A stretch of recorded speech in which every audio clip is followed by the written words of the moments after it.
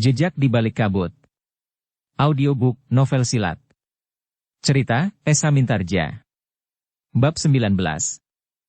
Wijang dan Paksi pun kemudian mengikuti perkembangan keadaan dengan jantung yang berdebaran. Seorang perempuan, desis Paksi. Agaknya dari perguruan Goa Lampin, sahut Wijang. Paksi tidak menyahut. Perhatiannya sepenuhnya tertumpah kepada seorang perempuan yang telah tertangkap oleh para prajurit Pajang itu. Di mana Melayawerdi? Bertanya Harya Wisaka. Ia mengenal pemimpin perguruan Goa Lampin itu, desis Paksi. Paman Harya Wisaka mengenali semua perguruan dan kelompok-kelompok yang ada di Pajang dan bahkan Demak, Jipang, Pati, dan daerah-daerah lain. Bahkan sampai ke daerah sebelah timur. Paksi terdiam. Yang kemudian tertangkap oleh pendengarannya yang dialasi dengan Aji Sabta Pangrungu adalah pertanyaan Harya Wisaka sekali lagi. Di mana Melayawerdi? Aku tidak tahu, jawab perempuan itu. Megar Permati, bentak Harya Wisaka. Aku juga tidak tahu. Kami melarikan diri untuk mencari keselamatan kami masing-masing tanpa sempat menghiraukan yang lain.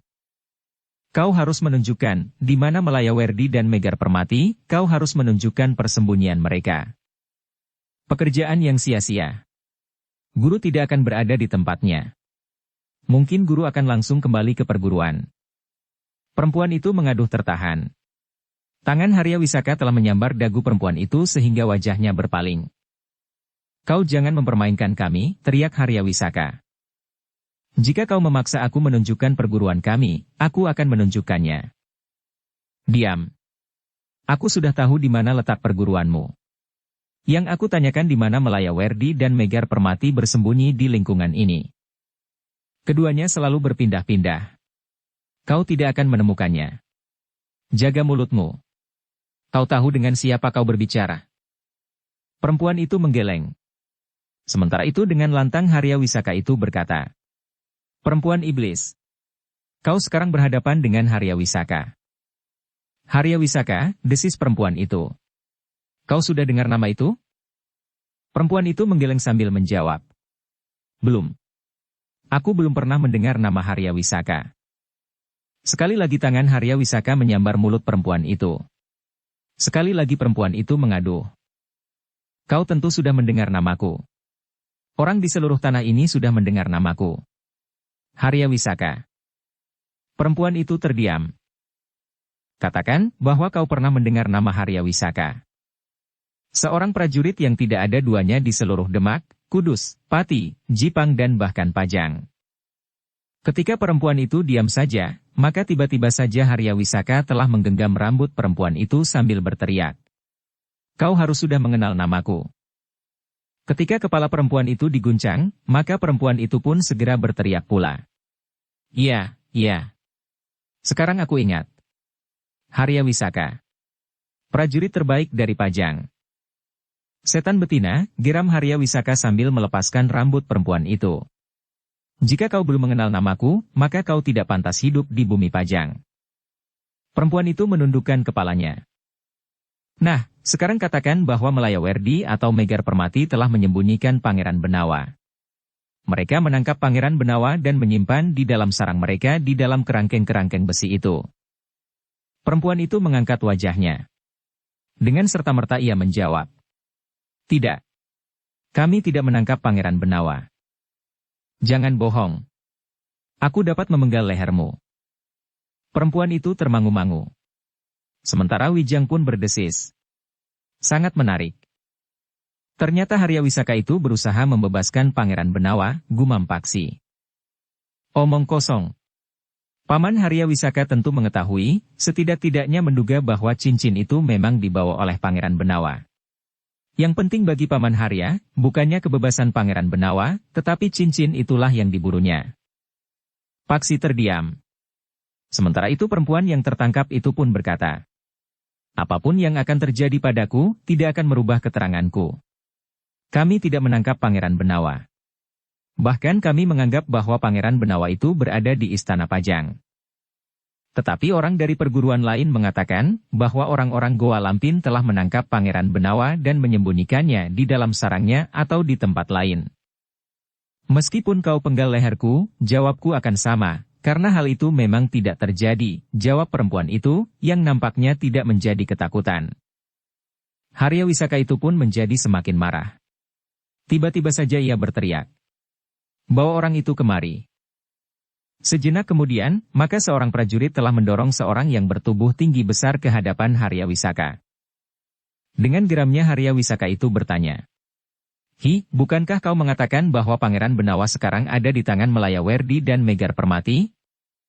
Laki-laki itu memandang perempuan dari Goa Lampin itu dengan ragu-ragu. Namun tiba-tiba ia pun bertanya, "Bukankah Pangeran Benawa ada di tangan gurumu? Kau tidak perlu memfitnah. Tidak ada perguruan lain yang akan melakukannya."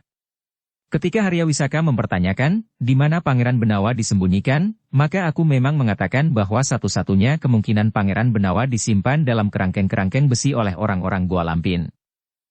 Tiba-tiba saja Haryawisaka menangkap baju orang itu dan mengguncangnya. "Kau hanya sekedar menduga-duga atau sudah pasti bahwa Pangeran Benawa berada di tangan orang-orang Goa Lampin?" "Aku tidak tahu pasti.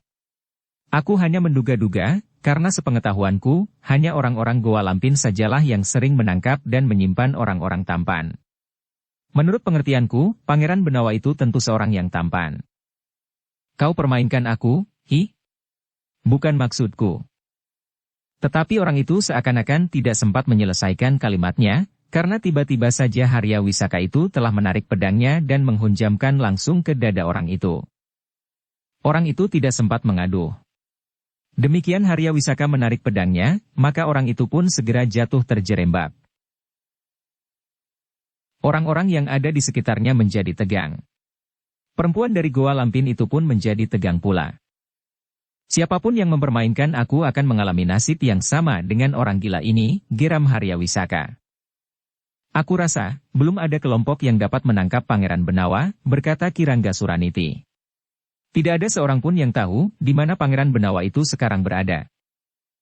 "Aku memerlukan anak itu," geram Haryawisaka. "Aku harus menemukannya. Aku tidak mau ada orang lain yang mendahuluinya. Kami akan berusaha sejauh dapat kami lakukan. Aku sudah mengeluarkan banyak biaya untuk keperluan ini. Tetapi kami harus berhati-hati. Jika Senapati Pajang di Jati Anom mengetahui apa yang kami lakukan, maka kami akan mendapat kesulitan. Aku akan berbicara dengan Senapati di Jati Anom. Ia bukannya orang yang tidak tahu nilai uang. Tetapi hatinya sekeras baja. Aku akan melunakkannya. Aku sudah memperingatkan bahwa usaha untuk menembusnya sangat sulit. Lebih baik kita bekerja di luar pengetahuannya. Aku akan dapat membuat alasan-alasan yang masuk akal tentang kegiatan yang kita lakukan, serta korban yang jatuh karenanya." Haryawisaka mengangguk-angguk. Katanya, "Terserah kepadamu. Tetapi aku memerlukan Pangeran Benawa." Rangga Suraniti mengangguk sambil menjawab. Pangeran Benawa itu memang seperti demit. Ia hilang begitu saja, namun tiba-tiba ia sudah berada di istana lagi. "Bagaimana dengan Mas Ngabehi Loring Pasar?" "Maksud Haryawisaka, kita bekerja sama dengan Mas Ngabehi Loring Pasar. Mungkin Mas Ngabehi Loring Pasar itu akan menjerat leher kita. Ia sangat sayang kepada adiknya. Apakah tidak ada persaingan di antara mereka?" "Persaingan apa?" "Tanpa Pangeran Benawa, Mas Ngabehi Loring Pasar akan memiliki masa depan. Bukankah masa depan itulah yang ingin kita ambil?" "Kau memang bodoh. Tetapi sudahlah. Bawa semua tawanan ke Prambanan. Aku ingin berbicara dengan mereka satu-satu. Bawa perempuan ini juga ke Prambanan. Masih ada 3-4 orang perempuan yang tertawan. Bawa semuanya. Laki-laki dan perempuan. Sayang, tidak seorang pun dari pemimpin mereka yang tertangkap. Sebenarnya aku ingin menangkap Repak Rembulung dan Pupus Rembulung lebih dari yang lain." "Kenapa?" bertanya Kirangga Suraniti. "Mereka mempunyai landasan kekuatan di lingkungan ini. Mungkin Pangeran Benawa tersesat di tangan para pengikut Repak Rembulung dan Pupus Rembulung. Mereka memang mempunyai landasan kekuatan di daerah ini.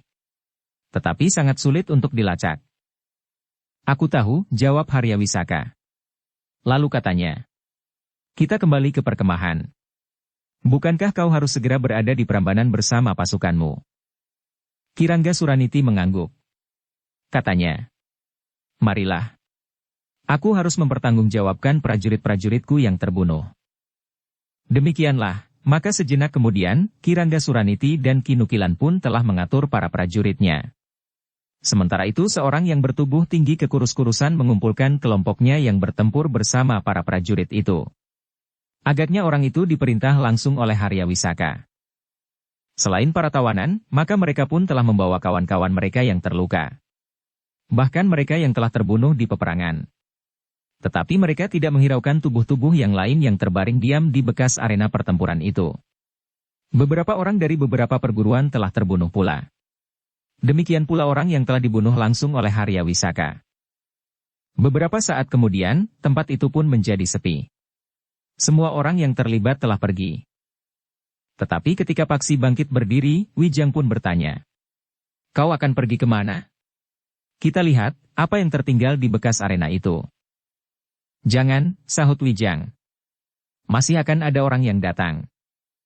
Orang-orang dari perguruan itu tidak akan membiarkan saudara-saudara seperguruan mereka yang terbunuh, berceceran di bekas arena pertempuran itu. Mereka akan datang kembali untuk mengambil dan kemudian menguburkan mereka. Mungkin di sekitar tempat ini pula. Paksi mengurungkan niatnya. Sementara itu, Wijang pun berkata, marilah. Lebih baik kita pulang. Paksi mengangguk sambil menjawab. Baiklah. Kita akan pulang saja. Mudah-mudahan orang-orang yang berlari cerai-berai itu tidak ada yang tersesat ke gubuk kita. Tidak. Mereka tentu akan segera berkumpul di tempat yang sudah diisyaratkan oleh masing-masing perguruan. Mereka pun akan segera mengirimkan orang untuk mencari saudara-saudara mereka yang tertinggal. Paksi tidak menyahut.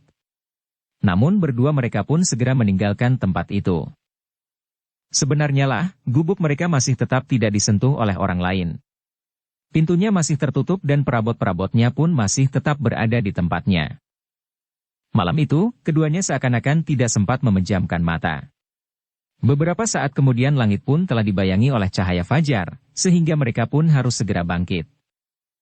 Ketika kemudian matahari terbit, keduanya duduk di dalam gubuk mereka. Setelah semalam mereka disibukkan bukan saja wadak mereka, tetapi juga ketegangan yang mencengkam jantung, maka mereka pun merasa perut mereka lapar. Aku akan makan, desis Wijang. Paksi tersenyum. Katanya. Aku juga lapar. Keduanya pun kemudian makan nasi dingin dengan sayur yang sudah dingin pula. Tetapi mereka sudah terlalu biasa, sehingga keduanya makan dengan lahapnya.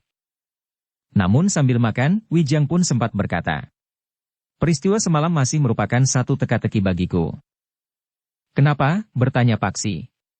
Luar lingkaran pembicaraan ini. Aku tidak yakin akan sikap Kirangga Suraniti. Ia adalah seorang prajurit yang baik. Demikian pula Kinukilan. Namun tiba-tiba saja mereka sudah bekerja bersama dengan Paman Haryawisaka. Rasa-rasanya sulit untuk dipercaya.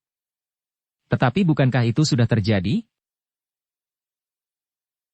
Justru karena Kirangga Suraniti seorang prajurit sandi, berkata Wijang. Banyak kemungkinan dapat terjadi. Apakah Kirangga Suraniti telah dimanfaatkan oleh Paman Haryawisaka atau Kirangga justru sedang memanfaatkan orang-orang Paman Haryawisaka untuk menghancurkan perguruan-perguruan yang dicurigai akan menentang kuasa Pajang, sekaligus menjebak Paman Haryawisaka justru dalam tugas sandinya. Jika demikian, maka Kirangga Suraniti akan mendapatkan hasil ganda. Tetapi Paman Haryawisaka juga bukan orang yang dungu. Ia pun tentu mempunyai jaringan sandi sendiri. Paksi mengangguk-angguk. Katanya. Alangkah rumitnya. Tetapi yang jelas bahwa di dalam istana Pajang sendiri telah timbul persoalan. Tetapi apakah Haryawisaka juga sering berada di istana Pajang? Ya. Sampai saat-saat terakhir, Paman Haryawisaka masih leluasa untuk berada di istana Pajang. Apakah Kangjeng Sultan belum tahu sifat dan watak Haryawisaka? Mungkin Kangjeng Sultan sudah mendapat laporan serba sedikit.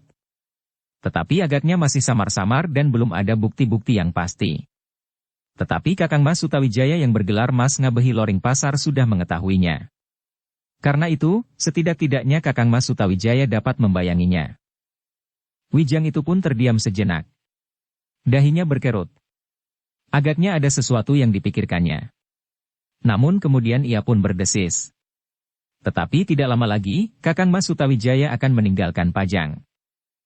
Kenapa? Bertanya Paksi. Luar lingkaran pembicaraan ini. Wijang menarik nafas dalam-dalam. Katanya, Ki Gede Pemanahan akan mendapatkan hak atas alas Mentaok, sebagaimana Ki Penjawi yang telah lebih dahulu menerima tanah Pati setelah mereka berhasil menyingkirkan Paman Harya Penangsang. Paksi mengangguk-angguk pula. Namun ia pun kemudian bertanya, tetapi kenapa Pangeran Benawa justru meninggalkan istana? Sudah aku katakan, suasananya sama sekali tidak menyenangkan. Di luar istana Pangeran Benawa akan dapat mengamati keadaan yang sebenarnya dari rakyat Pajang. Tetapi kehadiran Harya Wisaka di istana Pajang? Untuk sementara Kakang Mas Sutawijaya masih ada di istana. Paksi tidak bertanya lagi. Sementara Wijang telah menyenduk nasi semangkuk lagi. Kemudian dituangkannya pula serus sayur di mangkuk itu pula. Sebungkus pepes ikan yang masih tersisa. Paksi menarik nafas dalam-dalam. Apakah di istana Pangeran Benawa juga dapat makan sebanyak itu?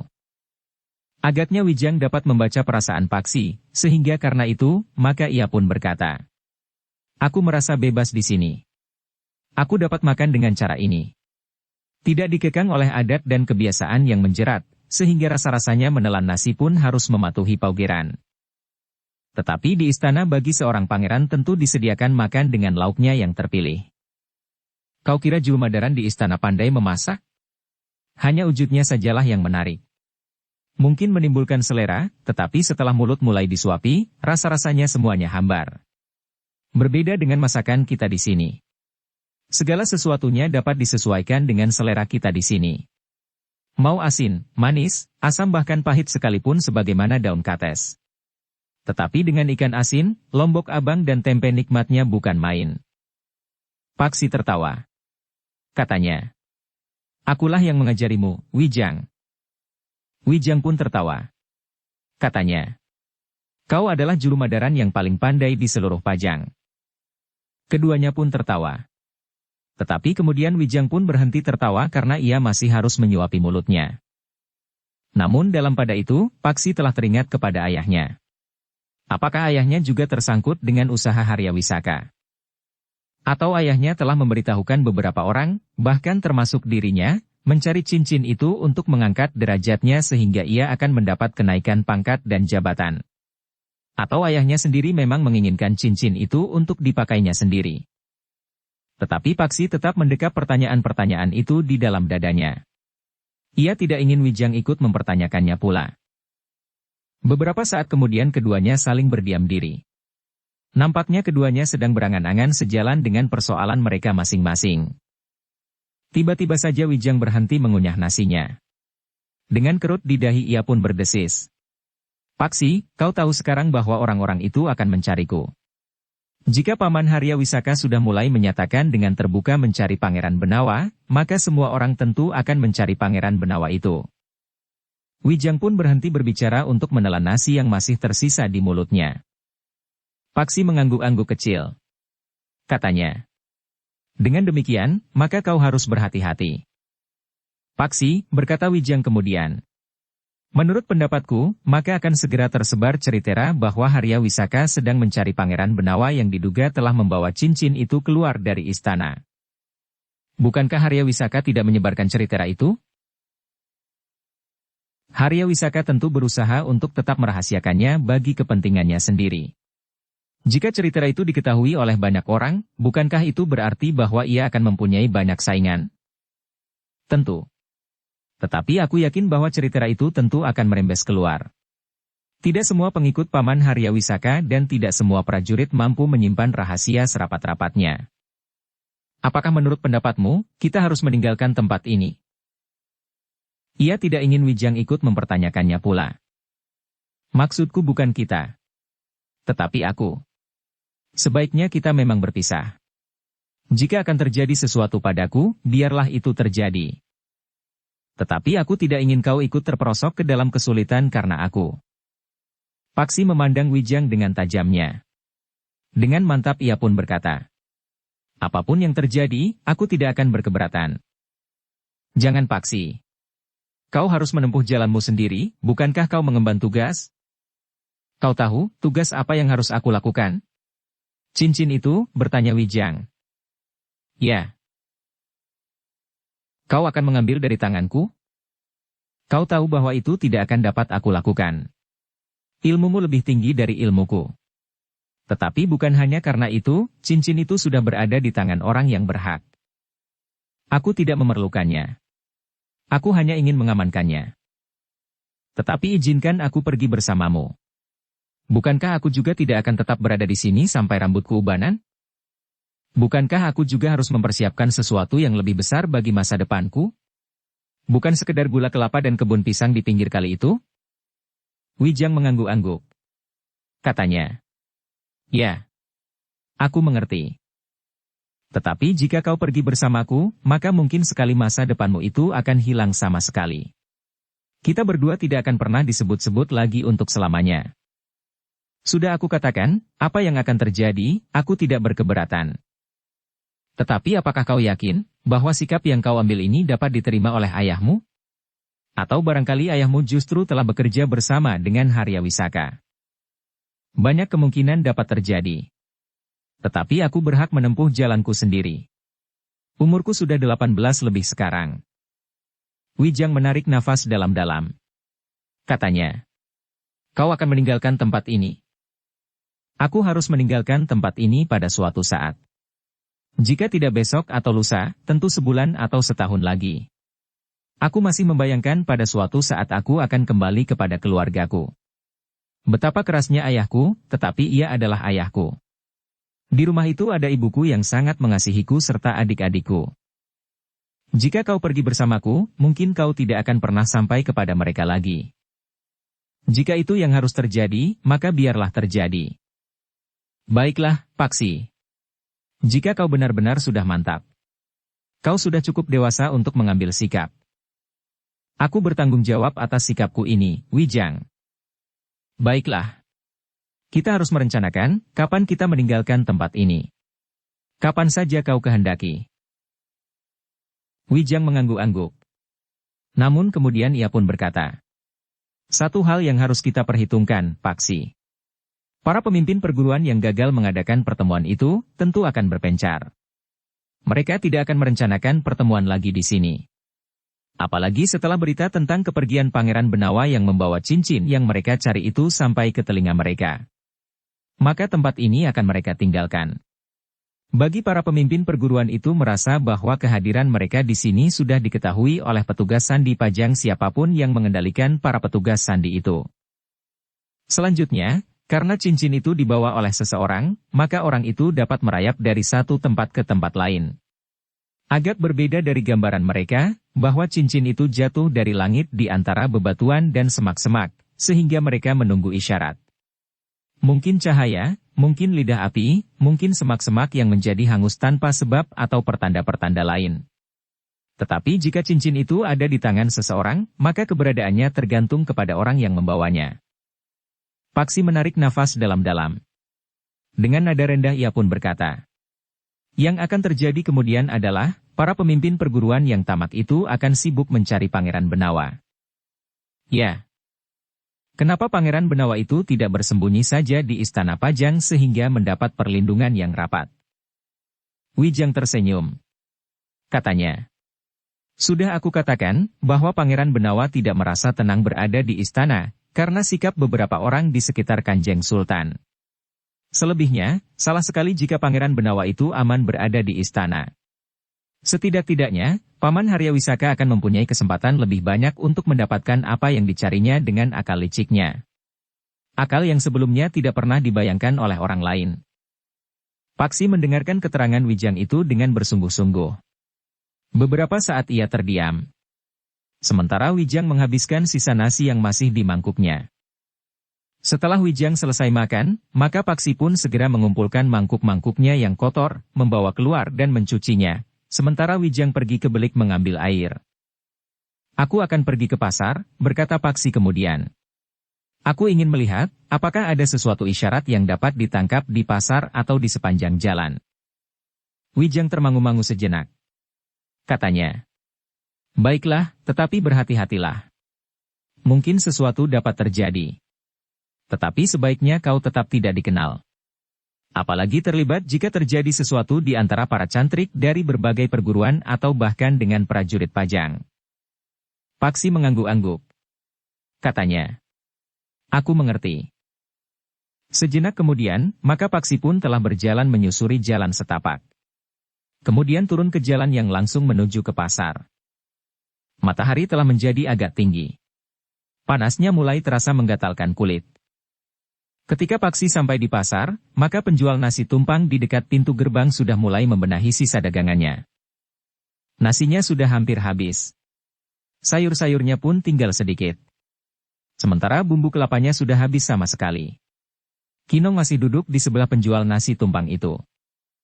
Keranjang kecilnya diletakkannya tidak jauh dari tempat duduknya. Sambil tersenyum Paksi mendekatinya.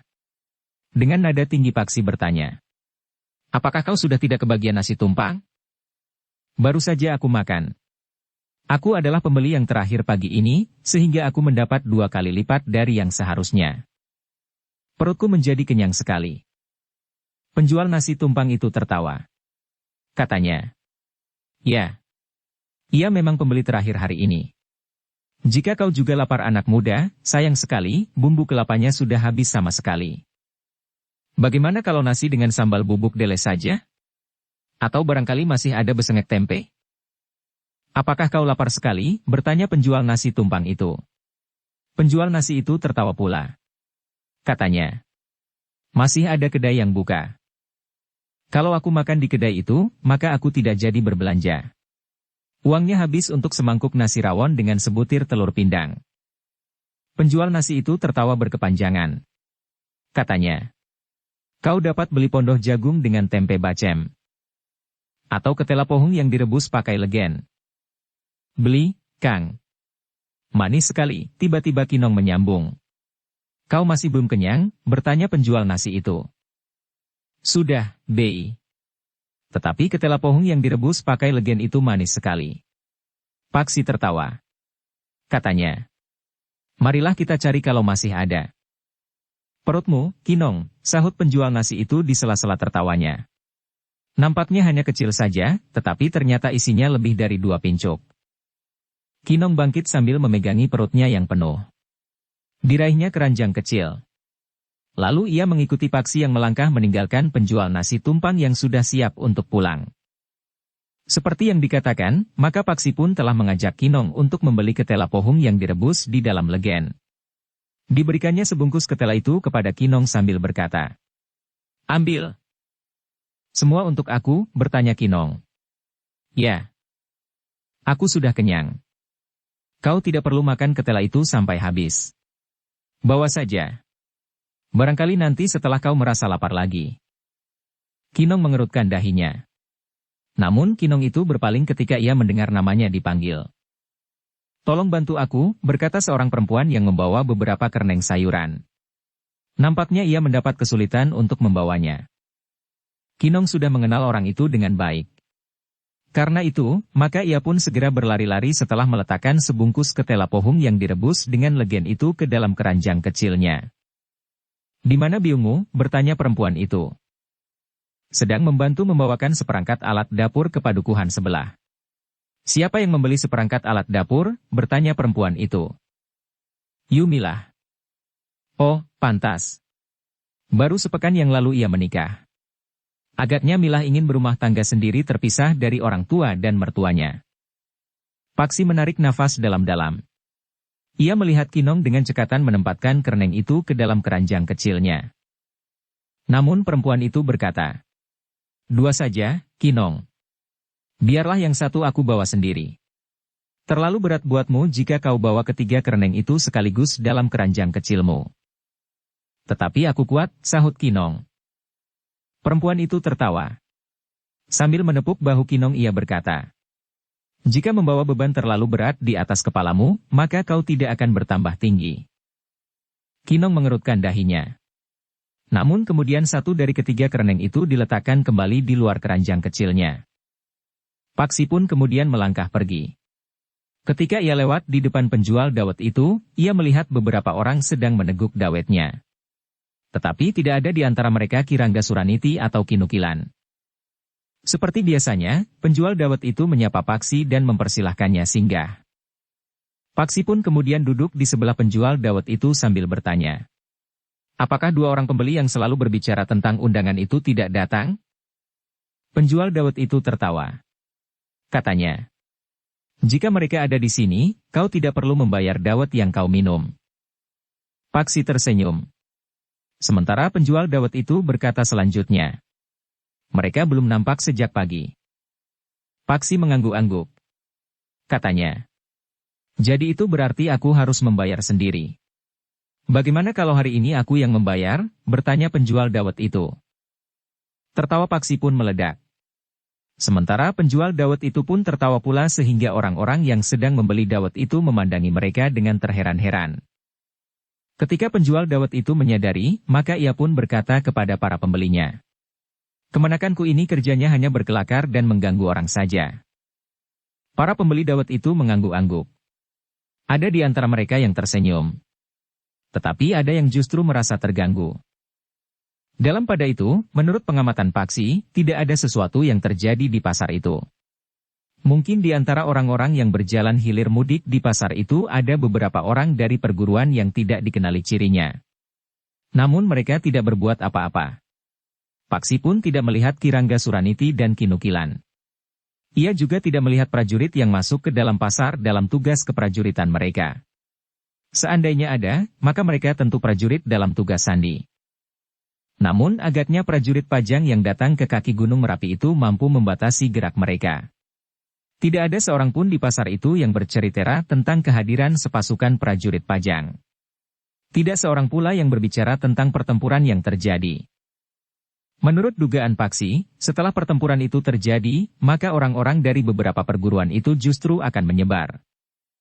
Seperti yang diperhitungkan oleh Wijang, maka cerita tentang Pangeran Benawa itu pun akan menyebar pula, sehingga mereka akan berebut dahulu menemukan Pangeran Benawa. Jika mereka menemukan Pangeran Benawa, maka mereka akan menemukan cincin yang mereka cari itu. Jika mereka pergi menyebar, bukankah Wijang justru akan lebih aman berada di sini, berkata Paksi di dalam hatinya. Namun Paksi tertegun ketika ia melihat dua orang suami istri yang sedang berbelanja di pasar itu. Menilik pakaiannya, keduanya bukan orang kebanyakan sebagaimana yang ada di pasar itu. Sikap mereka pun agak berbeda. Keduanya nampak dan bersikap baik. Namun Paksi justru berusaha untuk menghindarinya. Perempuan yang memakai baju hijau pupus dan kain hijau selapis lebih tua dari bajunya pernah ditemuinya di Panjatan. Perempuan itu adalah Pupus Rembulung dalam sikapnya sebagai seorang perempuan yang lembut. Sedang suaminya, Repak Rembulung pun sama sekali tidak menunjukkan sikap garangnya. Sikapnya yang ramah tidak memberikan kesan sebagaimana pernah dilihat Paksi di antara hiruk-pikuknya pertempuran. Beberapa saat lamanya, keduanya berada di pasar. Namun kemudian keduanya pun melangkah ke pintu gerbang dan meninggalkan pasar itu. Paksi mencoba untuk melihat keduanya berjalan menyusuri jalan menjauhi pasar itu. Tetapi Paksi tidak tahu kemana keduanya akan pergi. Mungkin ke Panjatan. Tetapi mungkin pula tidak. Tetapi Paksi pun kemudian melihat dua orang yang mengawasi Repak Rembulung dan Pupus Rembulung itu. Kedua orang yang tidak mengenal Paksi itu mulai membicarakan kedua orang suami istri yang berjalan menjauh. Siapa yang menduga bahwa kedua orang itu adalah orang-orang yang paling garang di daerah ini? Orang-orang Pajang tidak berhasil menangkap mereka. Tidak seorang pun dari antara para pemimpin yang tertangkap. Jika ada satu dua orang yang dibawa oleh para prajurit, mereka adalah cantrik-cantrik kecil. Paksi mencoba memperhatikan kedua orang itu. Tetapi Paksi sama sekali tidak dapat mengenali ciri-cirinya. Namun Paksi yakin bahwa kedua orang itu tentu terlibat dalam pertempuran antara beberapa perguruan yang sedang berusaha untuk bertemu dan menyesuaikan sikap mereka itu melawan para prajurit Pajang. Mungkin keduanya murid dari perguruan-perguruan yang mengadakan pertemuan itu. Namun mungkin pula mereka petugas sandi dari Pajang atau pengikut Harya Wisaka. Paksi pun kemudian tidak terlalu lama lagi berada di pasar. Ia pun segera membeli keperluannya sehari-hari dan sejenak kemudian Paksi pun telah berada di luar pasar. Matahari telah sampai ke puncak langit. Pasar itu pun menjadi semakin sepi. Orang-orang yang berjualan di pasar itu telah membenahi sisa-sisa dagangan mereka. Ketika Paksi sampai di gubuk kecilnya, Wijang sedang berbaring di bawah sebatang pohon yang rindang di atas ketepe yang baru saja dianyamnya. "Kau membeli apa?" bertanya Wijang. "Garam, terasi dan ikan asin." "Bukankah kau sudah memetik daun kates gerandel?" "Makanan maksudku?" Paksi tertawa. Katanya, "Aku lupa membeli klepon. Tetapi bukankah kita dapat membuat makanan sendiri? Ketela pohong yang kita rebus dengan legen. Di pasar aku juga membelinya. Tetapi aku berikan kepada Kinong. Kau lebih sayang kepada Kinong daripada kepadaku. Kita mempunyai pohon ketela pohong. Kita mempunyai legen.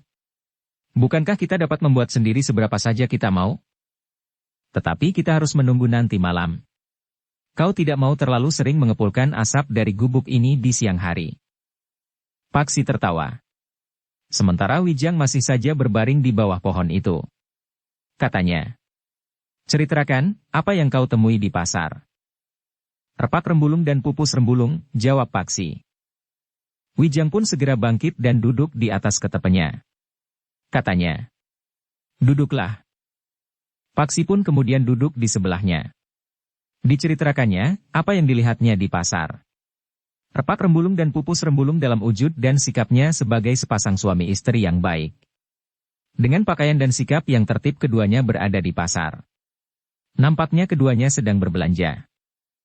Sementara itu, dua orang memperhatikan repak rembulung dan pupus rembulung itu. "Tetapi aku tidak berhasil melihat ciri-ciri kedua orang itu," berkata Paksi kemudian. "Apa yang akan dilakukan oleh repak rembulung dan pupus rembulung itu?" desis Wijang. "Entahlah," sahut Paksi. "Agaknya keduanya sudah siap meninggalkan daerah ini," desis Wijang. "Agaknya bukan hanya mereka berdua." "Ya. Jika demikian, bukankah kau justru akan merasa aman di sini daripada di tempat lain? Jika orang-orang yang mencarimu itu menyebar, maka kau justru akan dapat dengan leluasa tinggal di sini tanpa diganggu orang lagi sampai saatnya kau ingin kembali pajang. Di sini aku hanya sekedar bersembunyi. Tetapi aku tidak dapat melihat kehidupan yang sebenarnya. Pasar adalah lingkungan kecil yang mencerminkan satu lingkungan yang luas. Kita dapat melihat kehidupan itu di pasar. Mendengarkan pembicaraan orang-orang dari berbagai lapisan dan lingkungan. Tetapi banyak orang yang tidak sempat pergi ke pasar. Mereka adalah orang-orang yang tidak mempunyai uang sama sekali. Mereka yang tidak mempunyai hasil sawah untuk dijual. Mereka yang hanya dapat makan dengan mengais di kebun mereka yang sempit. Tetapi pasar itu dapat memberikan kehidupan kepada Kinong, kepada keluarganya, karena ibunya juga menjual tenaganya di pasar itu. Mereka yang rumahnya jauh dari pasar tidak akan tahu bahwa pasar itu dapat memberinya makan. Paksi terdiam. Namun kepalanya terangguk-angguk kecil. Meskipun demikian, nampaknya Wijang tidak tergesa-gesa meninggalkan tempat itu. Agaknya tanaman ketela pohong, jagung yang baru tumbuh setelah tanaman yang terdahulu dipetik. Padi gagah, kebun pisang, beberapa batang pohon kelapa dan rumpun-rumpun bambu tutul dan pering cendani, sempat menghambatnya. Ada perasaan sayang untuk meninggalkan itu semuanya. Apalagi Paksi. Ia sudah lebih dari setahun berada di tempat itu. Sudah 2 kali ia memetik jagung. Sekali menuai padi gagah. Tidak terhitung berapa kali ia menebang batang pisang dan mengambil buahnya. Ketela pohon yang ditanamnya sejak lebih dari 6 bulan yang lalu, yang dapat dicabut kapan saja ia inginkan, sebatang 2 batang atau berapa saja. Keduanya pun terdiam untuk beberapa saat lamanya. Nampaknya keduanya sedang merenungi apa yang sebaiknya mereka lakukan. Namun tiba-tiba saja Wijang telah menggamit Paksi. Ketika ia memandang Paksi, maka Paksi itu pun mengangguk kecil. Wajah mereka nampak menegang. Namun Paksi pun kemudian bangkit berdiri. Menggeliat. Kemudian melangkah masuk ke dalam gubuk kecilnya. Sejenak kemudian, maka Wijang pun telah menyusulnya. Ia berhenti sejenak di depan pintu gubuknya. Namun kemudian ia pun telah masuk pula ke dalam. Demikian Wijang berada di dalam gubuknya serta setelah menutup pintunya, maka ia pun segera mempersiapkan dirinya. Dikenakannya pelindung bagian atas pergelangan tangannya, menyelipkan senjatanya di bawah bajunya serta mempersiapkan dirinya. Sementara itu, Paksi pun telah memungut tongkatnya pula. Agaknya karena orang-orang itu sekarang berkeliaran di kaki gunung ini sebelum mereka pergi menjelajahi daerah yang luas untuk menemukan Pangeran Benawa, maka ada juga orang yang tersesat sampai ke tempat ini. Paksi menarik nafas dalam-dalam. Katanya, ternyata rumah kita sudah tidak terlindung lagi. Kau dengar langkah mereka? Tidak hanya satu orang, tetapi beberapa orang. Ya, aku masih berharap mereka tidak melihat gubuk kita ini. Mereka menjadi semakin dekat. Kau dengar desir kaki mereka di sela-sela pepohonan itu?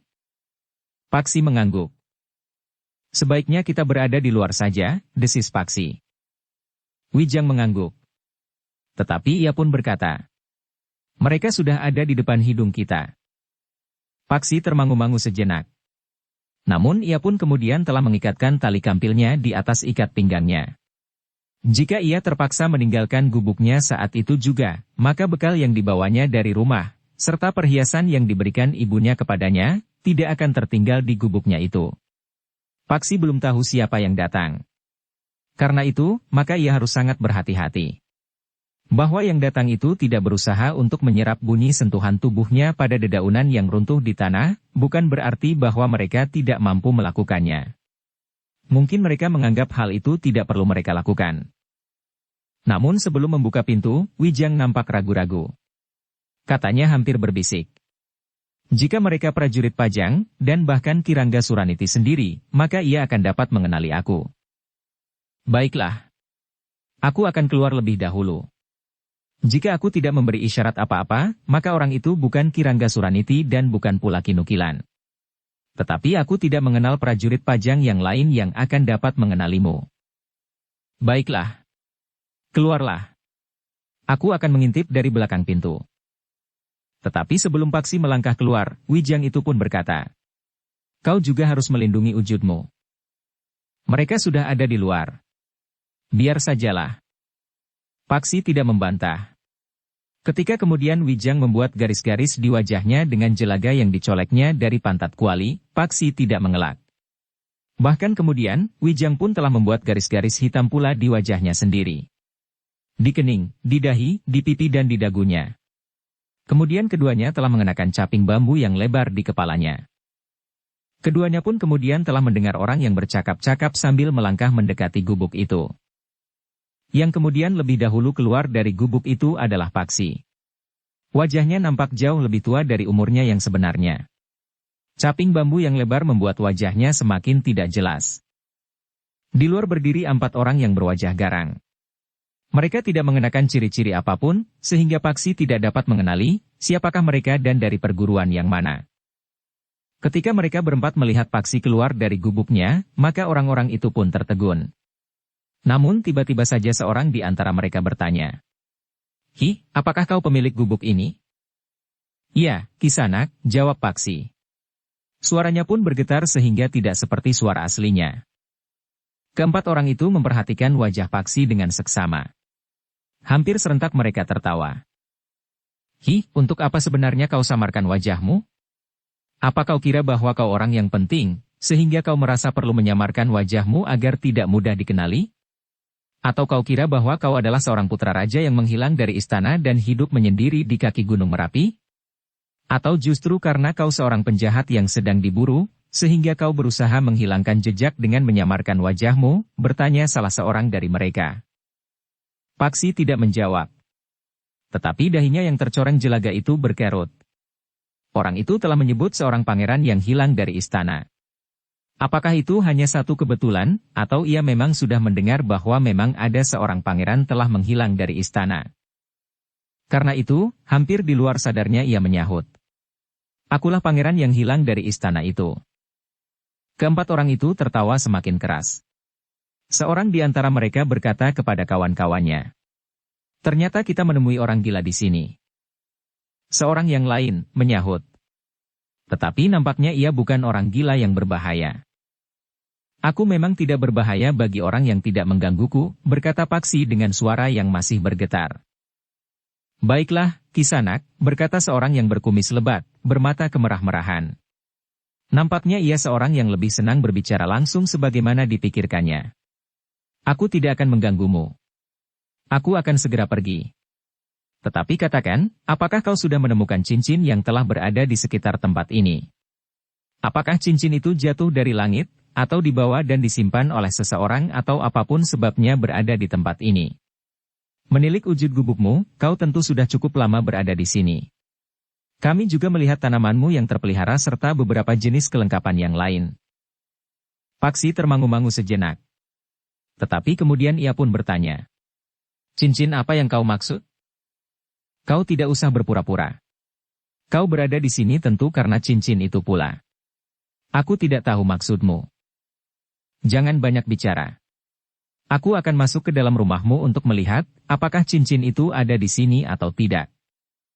Ketika orang itu melangkah maju, Paksi berkata, Tunggu, Kisanak. Kau tidak dapat masuk ke dalam rumah seseorang begitu saja. Kita belum saling mengenal. Nah, katakan siapakah kalian? Mungkin dengan mengenal kalian, aku akan mempersilahkan kalian masuk ke dalam gubukku. Kami para murid utama dari sebuah perguruan yang terbesar di negeri ini. Tidak ada orang yang dapat menahan keinginan kami. Boleh atau tidak boleh, aku harus masuk ke dalam rumahmu untuk melihat, apakah kau menyembunyikan cincin itu atau tidak. Ada banyak perguruan yang mengaku perguruan terbesar. Sebutkan, apakah kau murid Sima Pracima atau Wirabangga atau Kebo Serut atau siapa? Tetapi aku kira kau bukan murid Melayawerdi atau Megar Permati. Tetapi orang bermata merah itu tertawa. Katanya, kau sebut nama para pemimpin dari perguruan-perguruan kerdil itu? Jika mengenal nama-nama itu, seharusnya kau juga mengenal nama yang lebih besar dari mereka. Apakah ada yang lebih besar dari mereka? Bertanya Paksi di luar sadarnya. Ternyata pengalamanmu masih terlalu picik. Apakah kau belum pernah mengenal nama Ajak Pinunjung? Paksi termangu-mangu sejenak. Namun kemudian tiba-tiba saja berkata. Jadi kau murid utama Ajak Pinunjung? Pantas kalian datang berempat. Kenapa? Bertanya orang bermata merah itu. Bukankah sejenis serigala itu selalu bergerombol? Iblis kau. Sebut namamu dan perguruanmu. Jika kau mengenal nama-nama pemimpin perguruan-perguruan kerdil itu, maka kau tentu terlibat dalam pertemuan yang gagal itu. Namaku Sumirat. Aku tidak mempunyai hubungan apa-apa dengan perguruan-perguruan yang mengadakan pertemuan itu. Tikus-tikus itu menjadi seperti semut disiram air. Mereka berpencar tanpa tujuan. Bercerai-berai kalang kabut ke segala arah hanya karena kehadiran Harya Wisaka. Tetapi tiba-tiba saja kawannya menyahut. Harya Wisaka itulah yang menyebarkan berita hilangnya seorang pangeran dari istana. Orang bermata merah itu tertawa. Katanya, mereka memang dungu. Mereka mencari pangeran yang hilang itu. Sementara cincin itu tersembunyi di sini. Paksi memang menjadi berdebar-debar. Orang-orang yang mengaku dari perguruan yang dipimpin oleh Ajak Pinunjung itu mengetahui banyak hal tentang peristiwa yang terjadi di kaki Gunung Merapi itu. Bahkan mereka sudah mengetahui pula bahwa seorang pangeran telah hilang dari istana. Seorang pangeran yang hilang bersamaan dengan hilangnya sebuah cincin yang sangat berarti bagi kerajaan Pajang. Tetapi agaknya mereka mempunyai jalannya sendiri. Perguruan ini tidak ikut dalam pertemuan yang gagal itu. Wijang yang mendengarkan di belakang pintu pun kemudian meyakini bahwa mereka bukan orang-orang dari istana yang sedang mencarinya atau para pengikut Harya Wisaka yang mungkin sudah mengenalinya. Dari celah-celah pintu yang sedikit terbuka Wijang dapat melihat pula wujud dari orang-orang yang sedang mencari cincin yang hilang dari istana itu. Karena itu, maka sejenak kemudian, Wijang pun telah keluar pula dari gubuk itu. Keempat orang itu terkejut. Seorang lagi yang keluar dari gubuk itu dengan wajah yang disamarkan. Dengan dahi yang berkerut seorang di antara mereka berkata, "Ternyata kau tidak sendiri." "Ini kakakku," berkata Paksi. "Namanya Sumirat." Wijang tertawa. Katanya, "Sumirat adalah namamu." "Oh," Paksi termangu-mangu sejenak. Katanya, "Iya, iya. Namaku Sumirat. Ini kakakku." Orang bermata merah itu tiba-tiba membentak. "Buat apa kau menyebut sebuah nama? Jika kau sudah menyamarkan wajahmu, maka kau tentu tidak akan menyebut yang sebenarnya. Itulah sebabnya aku tidak bertanya, siapakah namamu. Aku bukan pengecut, berkata orang yang bermata merah. Namaku Kerta Ambal dari perguruan Raja Malang. Sebuah perguruan yang besar yang dipimpin oleh Ki Ajat Pinunjung. Baik, baik, sahut Wijang. Justru karena kau bukan murid-murid dari perguruan yang berkumpul di sini, maka kau telah menelusuri lingkungan yang berbeda. Selama ini belum pernah ada orang yang menyentuh halaman rumah kami ini. Justru karena itu kau menganggap bahwa cincin itu masih kalian sembunyikan di sini. Sejak kecil kami tinggal di sini. Sejak bapak dan biungku meninggal, kami hidup berdua di sini. Karena itu, maka kami tidak tahu menahu tentang cincin yang kau sebut-sebut itu. Persetan, geram orang yang bertubuh tinggi besar yang nampaknya seorang pendiam. Minggir. Aku akan melihat isi rumahmu. Atau aku akan mencabut rumah itu dan melemparkannya ke dalam jurang sebelah. Jangan Kisanak, sahut Wijang. Jika kau rusak rumahku, maka aku tidak mempunyai tempat tinggal lagi. Karena itu, biarkan aku masuk. Tetapi dengan syarat. Syarat apa? Jangan memindahkan satu barang pun dari tempatnya. Apalagi merusaknya. Aku akan melihat apa saja yang ingin aku lihat. Kami sedang mencari cincin. Cincin itu tentu berharga sekali, berkata Wijang. Tetapi dengan caramu itu, kalian tentu tidak akan dapat menemukan. Kalian tidak dapat mencari cincin itu seperti mencari kecik di bawah pohon sawo. Cincin itu mungkin akan kalian dapatkan dengan menjalani laku. Berpuasa 3 hari 3 malam. Atau bertapa di atas gumuk kecil itu atau dengan tapak kalong, bergayut pada sebatang pohon dengan kepala di bawah atau berendam di dalam air selama sepekan. Dengan demikian maka kau akan mendapat pertanda jika cincin itu benar-benar ada di sini. Mungkin kau akan melihat cahaya atau getaran atau teja atau apapun. Orang itu termangu-mangu sejenak. Namun kemudian Kerta Ambal menyahut. Persetan dengan sesorahmu. Sekarang, biarkan kami masuk ke dalam gubukmu. Apapun yang akan kami lakukan, kalian tidak akan dapat mencegahnya. Jangan berkata begitu, Kisanak, jawab Paksi. Kami dapat menerima kalian dengan baik jika sikap kalian baik. Orang yang bertubuh tinggi besar itu agaknya tidak telaten lagi. Karena itu, maka ia pun segera melangkah mendekati gubuk Paksi. Tetapi Paksi tidak membiarkannya. Ia pun melangkah menghadang orang yang bertubuh tinggi besar itu. Namun orang itu tidak mau dihentikan. Dengan tangannya ia mendorong Paksi menyamping. Orang yang bertubuh tinggi besar itu terkejut sekali ketika tangannya seakan-akan telah menyentuh sebuah tugu batu yang tidak bergetar oleh dorongan tangannya itu. Orang yang bertubuh tinggi besar itu justru melangkah surut. Dipandanginya Paksi dengan tajamnya. Kau jangan mencoba bermain api. Jika kau membuat aku marah, maka kau akan menyesal. Aku tidak ingin membuat kalian marah. Tetapi kau pun tidak dapat berbuat semaumu di rumahku. Orang itu seakan-akan tidak mendengar kata-kata Paksi. Bahkan orang itu membentak. Minggir, kau dengar. Paksi pun telah kehilangan kesabarannya. Tiba-tiba ia pun membentak. Jangan ganggu kami. Pergi atau kami harus mengusir kalian? Kata-kata Paksi itu membuat orang bertubuh tinggi besar itu terkejut lagi. Orang itu telah berani mengusirnya. Kau ternyata terlalu sombong. Kau berani mengusir aku? Rumah ini rumahku. Jika seseorang ingin melangkahi aku, maka aku akan mengusirnya, siapapun orang itu. Aku masih mencoba bersabar. Minggirlah. Kau yang harus pergi, jawab Paksi. Bersambung ke bab 20. Dukung kami dengan subscribe, follow, like, komen dan share. Terima kasih.